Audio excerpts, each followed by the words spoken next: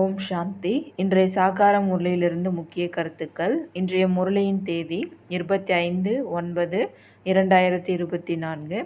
பாபா சொல்கிறாங்க, இனிமையான குழந்தைகளே, எல்லையற்ற ஸ்காலர்ஷிப் அடைய வேண்டுமென்றால் ஒரு பாபாவை தவிர வேறு யாருடைய நினைவும் வராமல் இருக்க பயிற்சி செய்யவும். பாபா கேள்வி கேட்குறாங்க, பாபாவின் உடையவர்களாக மாறிய பிறகும் கூட மகிழ்ச்சி இல்லை என்றால் அதற்கு காரணம் என்ன? பதில்.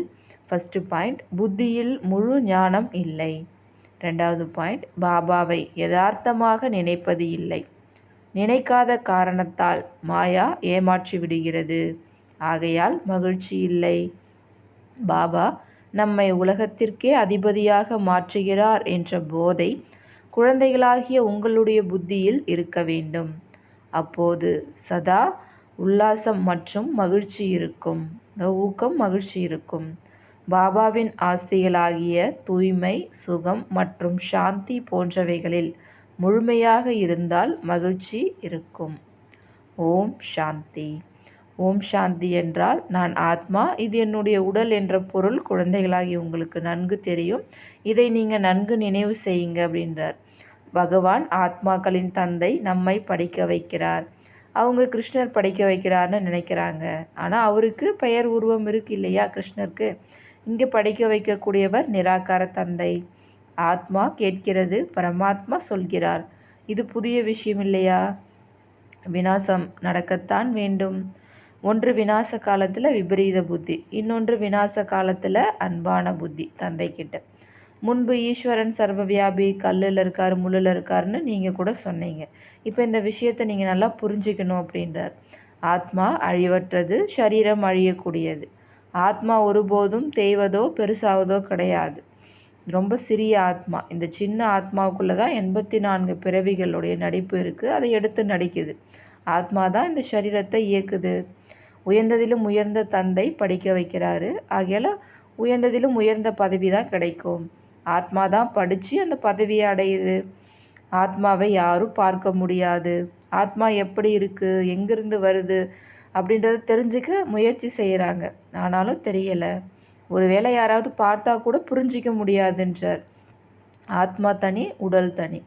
ஆத்மா சிறியது பெரியதாக ஆவது கிடையாது. உடல் தான் சிறியதிலிருந்து பெரியதாகுது.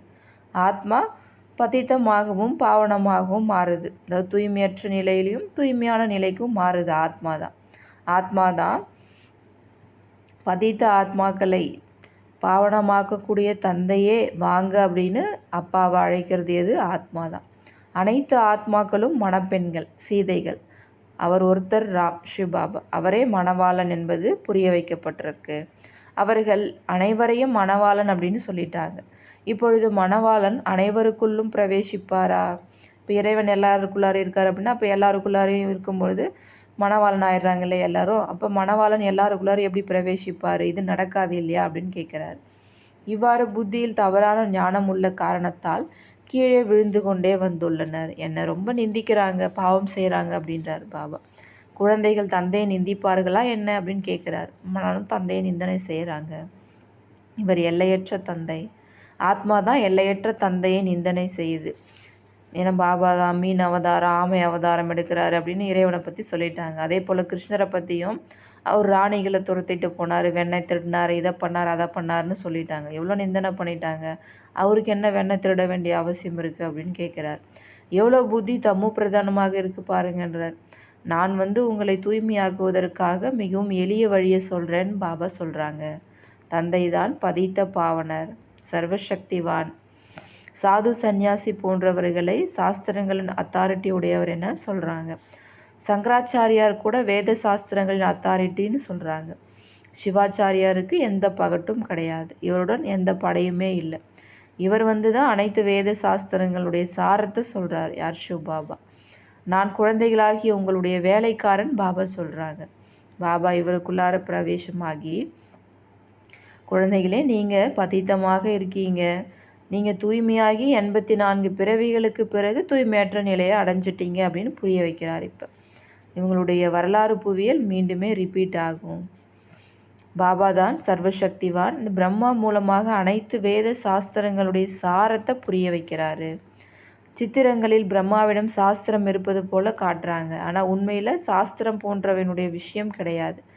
சிவபாபா கிட்டேயும் எந்த சாஸ்திரமும் கிடையாது, இவர்கிட்டையும் இப்போ எந்த சாஸ்திரமும் இல்லை. அதே போல் குழந்தைகளாகி உங்ககிட்டயும் எந்த சாஸ்திரமும் இல்லை. இங்கே பாபா உங்களுக்கு டெய்லி புது புது விஷயங்களை சொல்கிறேன் அப்படின்றார். அது எல்லாமே பக்தி மார்க்கத்தினுடைய சாஸ்திரங்கள். நான் சாஸ்திரங்களை பற்றி சொல்லலை. நான் உங்களுக்கு வாய் மூலமாக அந்த ஞானத்தை சொல்கிறேன், ராஜயோகம் கற்பிக்கிறேன். பக்தி மார்க்கத்தில் இதற்கு தான் கீதைன்னு பெயர் வச்சுட்டாங்க.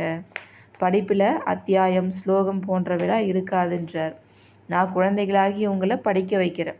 ஒவ்வொரு கல்பத்திலையும் இப்படி தான் நான் படிக்க வச்சுக்கிட்டே இருப்பேன். எவ்வளோ எளிதாக புரிய வைக்கிறேன் அப்படின்றார்.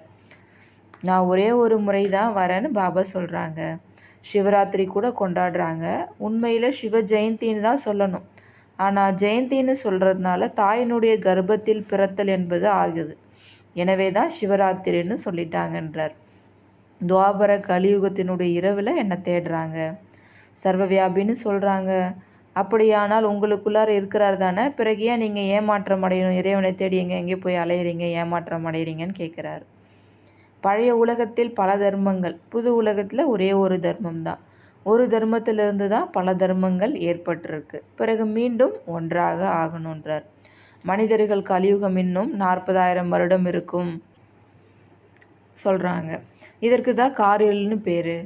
ஞான சூரியன் தோன்றினார், அஞ்ஞான இருள் அழிந்தது. மனிதர்களுக்குள் மிகவும் அறியாமை இருக்குது. பாபா ஞான சூரியன் ஞானக்கடல் வருகிறார் என்றால் உங்களுடைய பக்தி மார்க்கத்தினுடைய அறியாமை நீங்கி போகிறதுன்றார். நீங்கள் தந்தையை நினைத்து நினைத்து தூய்மையாகிறீங்க, உங்களுடைய துரு நீங்கிடுது. இதுதான் யோக அக்னி அப்படின்றார். யோக அக்னினாவே சிவபாபாவுடைய நினைவு, அதன் மூலயமா ஆத்மா தூய்மையாக மாறுதுன்றார். கிருஷ்ணருக்கு கூட ஷியாம் சுந்தர்னு பேர் வச்சுருக்காங்க, ஆனால் அதனுடைய பொருள் எதுவுமே தெரியாதுன்றார். இப்போ தந்தை அதனுடைய பொருளை புரிய வைக்கிறார். ஆத்மா தூய்மையாக சதோ பிரதானமாக இருந்தபோது ஃபஸ்ட்டு சத்தியோகத்தில் எவ்வளோ அழகாக இருந்தது. ஆத்மா தூய்மையாக இருக்கும் பொழுது அந்த உடல் கூட அவ்வளோ தூய்மையாக அழகாக இருந்தது. அங்கே எவ்வளோ பணம் செல்வம் எல்லாமே புதுசாக இருக்குன்றார். அதே புதிய உலகம்தான் பழைய உலகமாக மாறுது. இப்போ இந்த பழைய உலகம் அழிந்து புதியதாக மாறுது. அதற்கான ஏற்பாடுகள் நிறைய நடந்துகிட்ருக்கு. ஆத்மா எவ்வளோ உயர்வாக இருந்தது, மறுபிறவி எடுத்து எடுத்து சதோ பிரதானத்திலிருந்து தமோ பிரதானமாக ஆயிடுச்சு. இப்போ நீங்கள் மீண்டும் சொர்க்கத்தை ஸ்தாபனை செஞ்சிட்ருக்கீங்க. அங்கே வேறு எந்த தர்மமும் கிடையாது. இப்போ நரகத்தினுடைய அழிவு ஏற்படத்தான் வேண்டும் என பாபா கூறுகிறார். இவ்விடம் வரை வந்தவர்கள் பிறகு சொர்க்கத்தில் நிச்சயம் வருவார்கள். சிவபாபாவின் நானும் கொஞ்சம் கேட்டிருந்தாலும் கூட சொர்க்கத்துக்கு அவங்க கண்டிப்பாக வருவாங்கன்றார். பிறகு படிப்புக்கு ஏற்ப பாபாவை நினைப்பதற்கு ஏற்ப உயர்ந்த பதவி பெறுவார்கள். விநாச காலத்தில் அன்பு புத்தி உடையவர்கள் பாபாவை தவிர வேறு யாரையுமே நினைக்காதவங்க தான் உயர்ந்த பதவி அடையிறாங்க. இதற்குத்தான் எல்லையற்ற ஸ்காலர்ஷிப் என்று பெயர். இதில் தான் ரேஸ் செய்ய வேண்டும். இந்த நினைவினுடைய ஓட்டப்பந்தயம் இதில் தான் செய்யணுன்றார். இதுவே ஈஸ்வரிய லாட்ரி ஆகும். ஒன்று நினைவு, இன்னொன்று தெய்வீக குணங்களை கடைப்பிடித்து ராஜா ராணியாக ஆகணுன்றார் பாபா. பிறகு பிரஜைகளையும் உருவாக்கணும். சேவை செய்வதால் தான் பிரஜைகள் உருவாகிறாங்க. மியூசியம், பட கண்காட்சி போன்றவைகளில் நிறைய பிரஜைகள் உருவாகிறார்கள். இச்சமயம் நீங்கள் படித்து கொண்டிருக்கிறீர்கள். பிறகு சூரிய வம்சம் சந்திரவம்ச ராஜ்யத்தில் சென்று விடுவீர்கள். இது பிராமணர்களாகிய உங்களின் குலமாகும். பாபா பிராமண குலத்தை தத்தெடுத்து அவர்களை படிக்க வைக்கிறார். பாபா சொல்கிறாங்க, நான் ஒரு குலம் மற்றும் 2 வம்சங்களை உருவாக்குகிறேன்.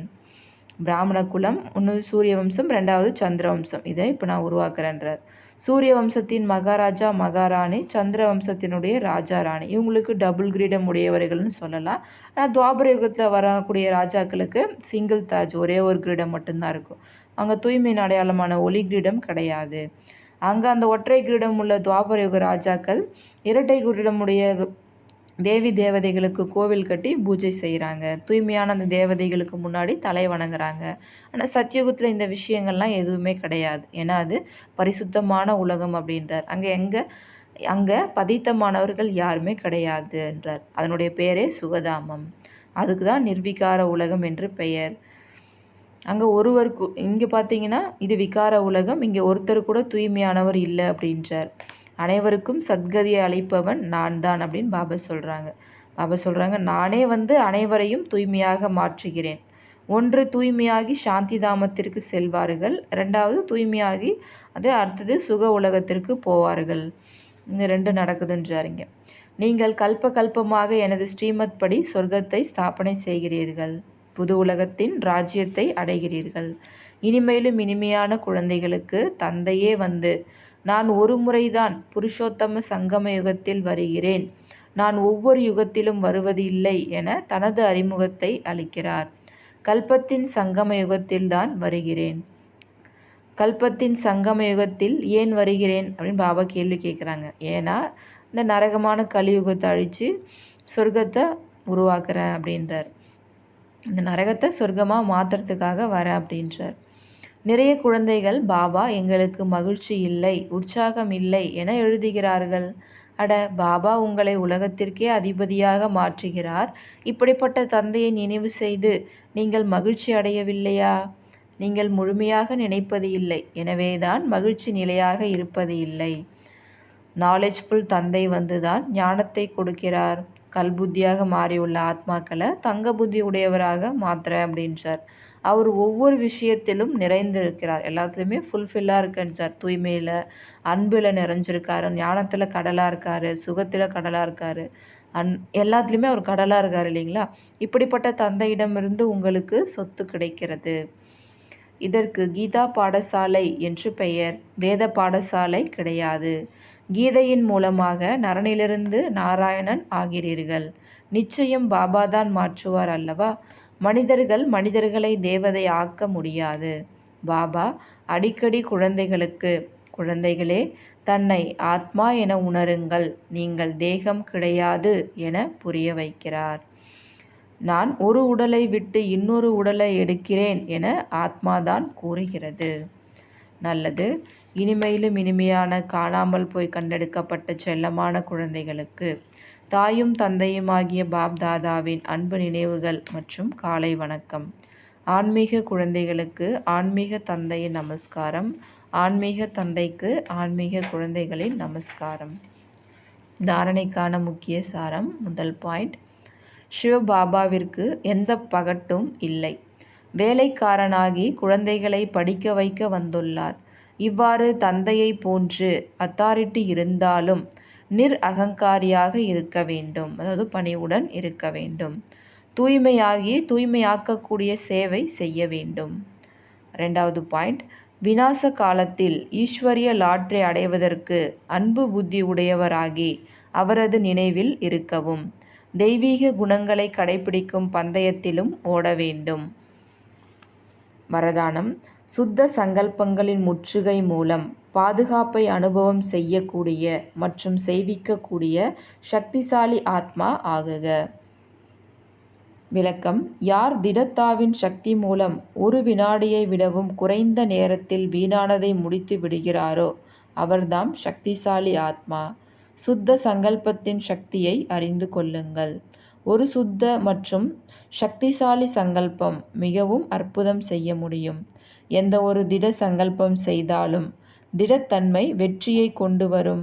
அனைவருக்காகவும் சுத்த சங்கல்பங்களின் பந்தனம், அந்த மாதிரி முற்றுகையால் அவர்களை கட்டி போடுங்கள். யாராவது கொஞ்சம் பலவீனமாக இருந்தாலும் அவருக்காகவும் இந்த முற்றுகை ஒரு குடைநிழல் ஆகிவிட வேண்டும். பாதுகாப்பிற்கான சாதனம் அல்லது கோட்டையாக ஆகிவிட வேண்டும். ஸ்லோகன், யாருக்கு நேரடியாக பகவான் மூலம் பாலனை, படிப்பு மற்றும் சிரேஷ்ட வாழ்க்கைக்கான ஸ்ரீமத் கிடைக்கிறதோ அவர்தான் அனைவரை விடவும் சிரேஷ்ட பாக்யவான் ஆவர். ஓம் சாந்தி.